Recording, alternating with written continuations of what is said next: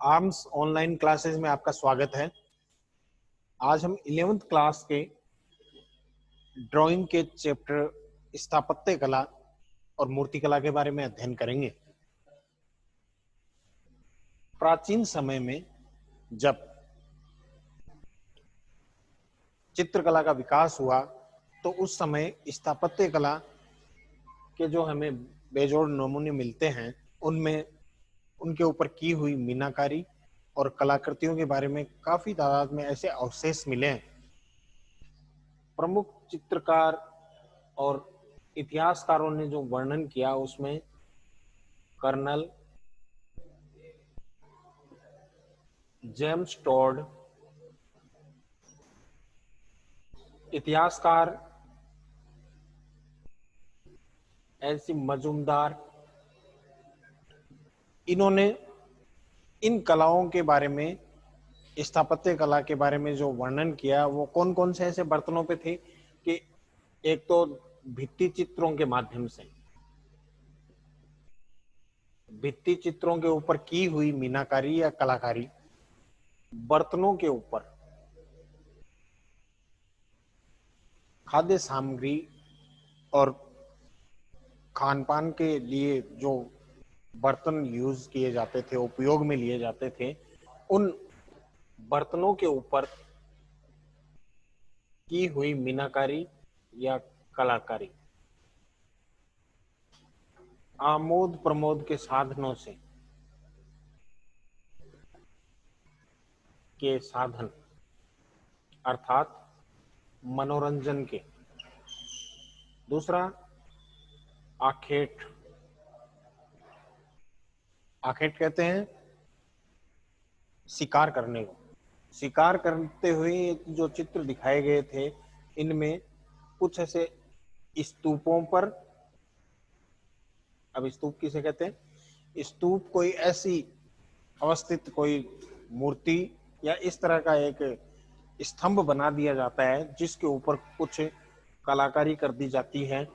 साथ ही तांबे या कांसे का प्रयोग करके उसे एक नया आकार देकर किसी विशेष व्यक्ति का या दर्शनीय स्थल का स्तूप बना दिया जाता है। दूसरा मजबूत तरीके से दिखाए हुए इन बर्तनों के ऊपर जैसे कुछ हरी पत्तेदार कुछ सब्जियों के चित्र या फिर आखेट करते हुए या खेलते हुए, खेल कूद के और मनोरंजन के। तीसरा पर्यावरण से संबंधित,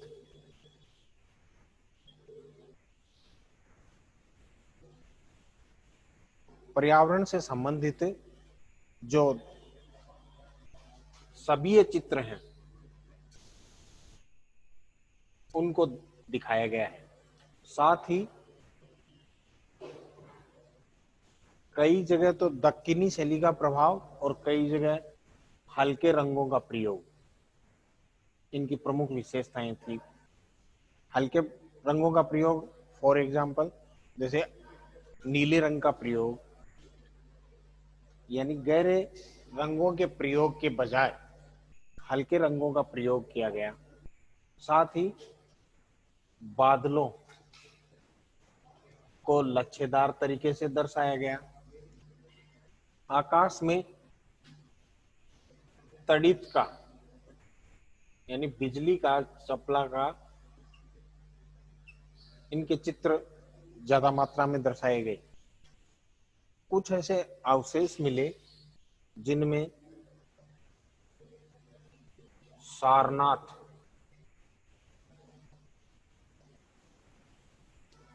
सारनाथ का स्तंभ जिसके ऊपर अशोक स्तंभ जैसे शेर का आकृति के चित्र बने हुए हैं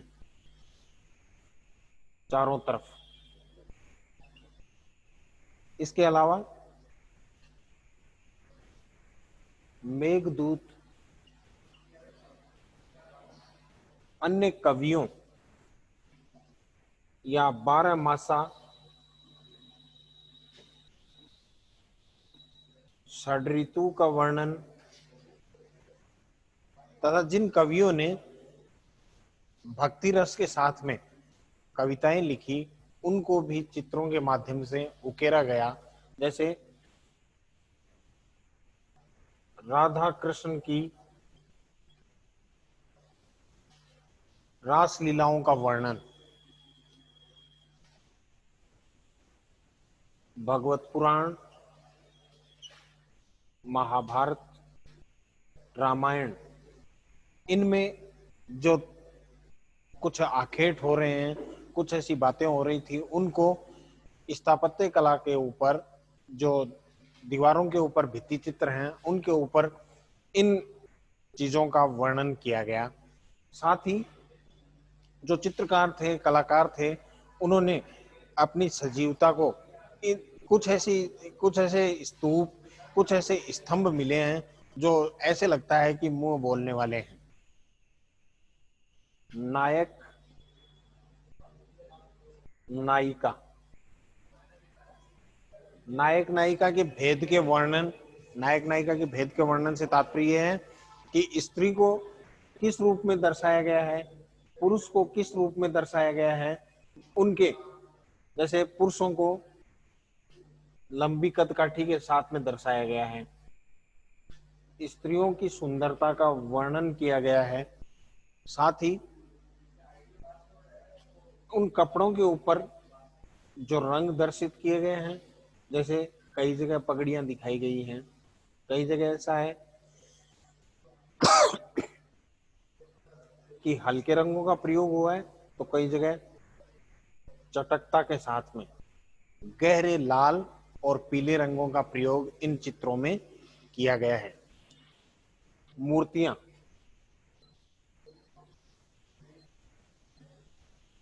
खुदाई में कुछ ऐसी मूर्तियां मिली हैं जो अपने आप में एक चित्रकारों के हुनर को दर्शाती हैं। वैसी मूर्तियां बनाई नहीं जा सकती। पहले के समय में जब स्थापत्य कला का महत्वपूर्ण रूप से प्रभाव इन परिक्षेत्रों में देखने को मिला, उस समय की मूर्तियों में जैसे अशोक की हैं, राधा कृष्ण की हैं, या नायक नायिका की मूर्तियां हैं, वो काफी मात्रा में देखने को मिलती हैं। साथ ही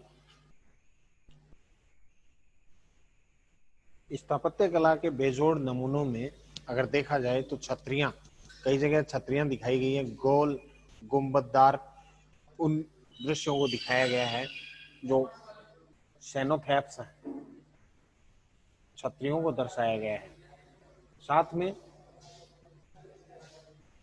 मंदिर के पुजारियों को दर्शित किया गया है। कई जगह जो भित्ति चित्र बने हुए हैं, उन भित्ति चित्रों में रास लीला का वर्णन,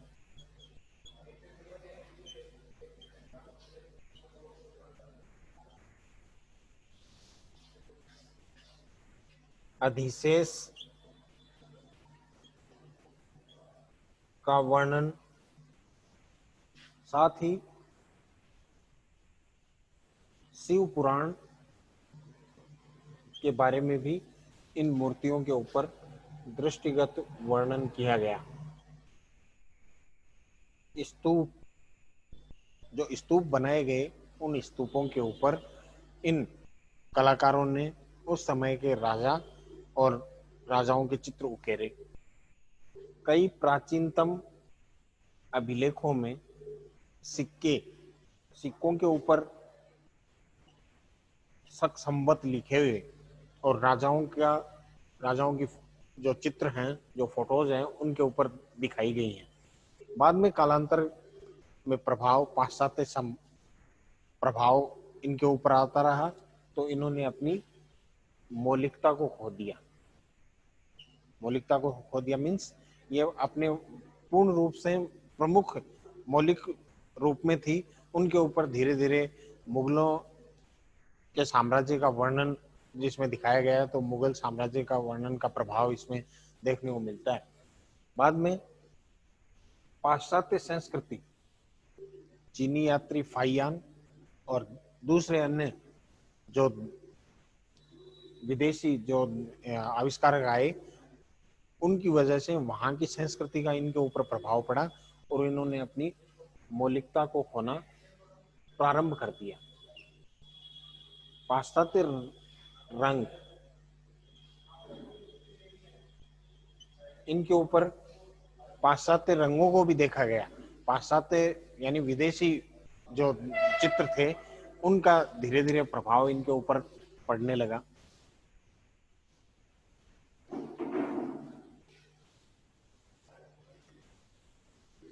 साथ ही महत्वपूर्ण रूप से अगर देखा जाए तो इनकी विशेषताओं में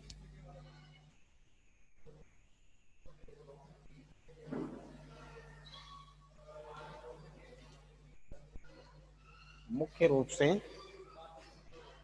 देखने के लिए, फॉर एग्जाम्पल, 12 मासा,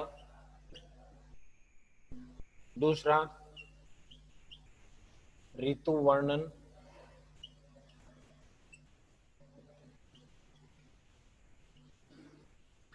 नायक नायिका भेद, चौथा स्थापत्य कला की कलाकृतियां,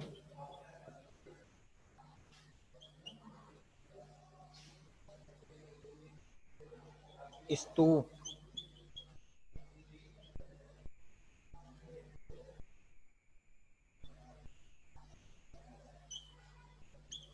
मीनाकारी के दृश्य,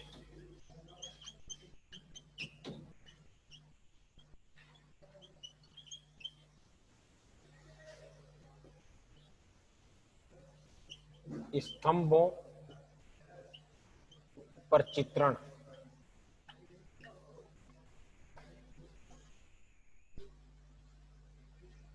गायन व संस्कृति,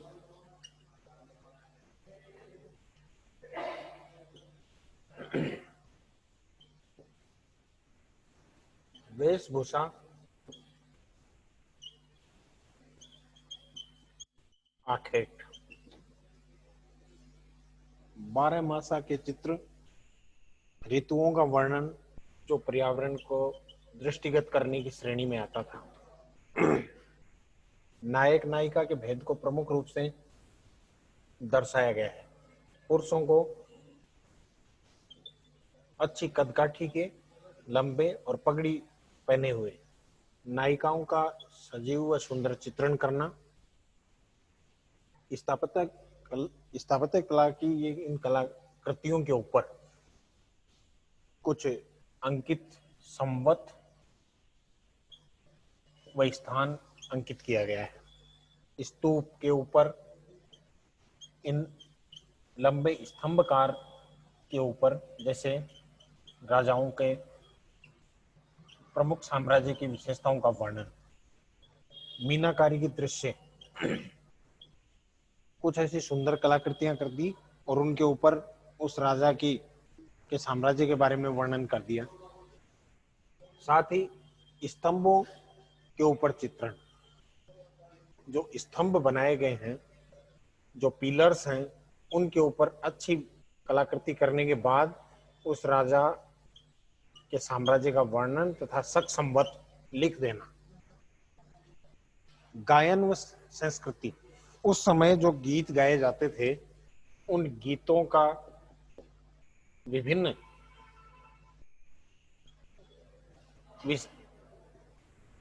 अनुवाद करने के बाद भाषाओं में और उन्हें उन स्तंभों के ऊपर लिख दिया जाना। वेशभूषा, उस समय लोग कैसा पहनावा पहनते थे, उसका वर्णन इन स्थापत्य कला की वस्तुओं में देखने को मिलता है। साथ ही आखेट, आखेट के यानी शिकार के दृश्यों को दिखाया गया है। जानवर आगे भाग रहे हैं और पीछे कोई शिकारी शिकार करने के लिए दौड़ रहा है, जैसे भाले का इस्तेमाल कर रहा है, तीर कमान का इस्तेमाल कर रहा है। इस तरह के दर्शित चित्र इन भित्ति चित्रों के माध्यम से दिखाए गए हैं। साथ ही लोक संस्कृति का वर्णन इन चित्रों में हमें देखने को मिलता है कि लोक संस्कृति का वर्णन भी काफी मात्रा में दर्शित हो रहा है।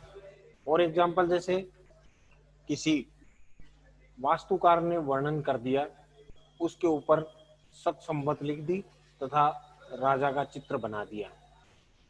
ये उस समय की प्रमुख विशेषताओं में थी।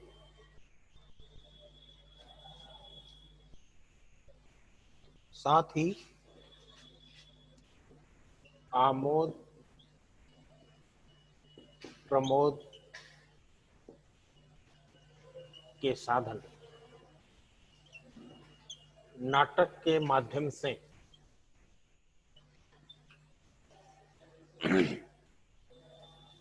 जैसे रंगमंच, रासलीला या रामलीला का वर्णन दिखा दिया और फिर कोई स्टेज दिखा के उस रंगमंच पे उन कलाकारों के दृष्टिगत वर्णन को दर्शित किया गया है, जो एक आमोद प्रमोद का यानी मनोरंजन का साधन रहा। इन मनोरंजन के साधनों में इनके द्वारा विभिन्न समयावधित वर्णन किया गया, यानी समय के साथ में। जैसे नाटक दिखा दिया गया और नाटक को विभिन्न भागों में अलग अलग दृष्टिगत रखते हुए दीवारों के ऊपर अंकित कर दिया गया, उसे दिखा दिया गया। साथ ही ऋतुओं का वर्णन, विभिन्न जो सर्दी गर्मी बसंत इन ऋतुओं का वर्णन है, उन ऋतुओं का वर्णन इन दीवारों के ऊपर किया गया। फिर है मौसम का, जैसे आकाश में बिजली को कड़कते हुए दिखाया गया, रात्रिकालीन निशाचर के यानी रात्रिकालीन दृश्य दिखाए गए, बादलों के बीच कड़कती हुई बिजली को दृष्टिगत किया गया, दिखाया गया। इन सब चित्रों के माध्यम से वर्णन मिलता है। साथ ही इन जब चित्रों को देखते हैं तो उस समय की परिलब्धित संस्कृति दृष्टिगत होती है और वहां की संस्कृति का पता लगता है कि उस समय किस तरह के साधन विकसित थे और लोग किन चीजों का वर्णन अधिक रूप से करते थे। जैसे पशु पक्षियों का,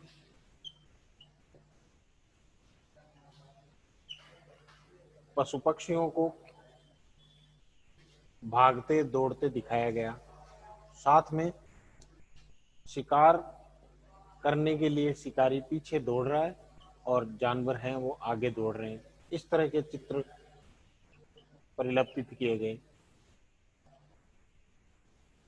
पेड़ पौधे हरे रंग के होने की वजह से वन संपदा को दर्शाया गया चित्रों के माध्यम से। तो ज्यादातर हरे रंगों का प्रयोग किया गया और इन चित्रों के माध्यम से सामूहिक स्वरूप में हमें देखने को मिलते हैं। साथ ही विभिन्न प्रकार के वस्त्रों का प्रदर्शन, वस्त्रों को जब नाटक किया जाता था तो अलग अलग कलाकारों के माध्यम से उन वस्त्रों को बदलना, नए रूप में आना, इस तरह के वर्णित स्वरूप को इन चित्रों के माध्यम से दिखाया गया है। साथ ही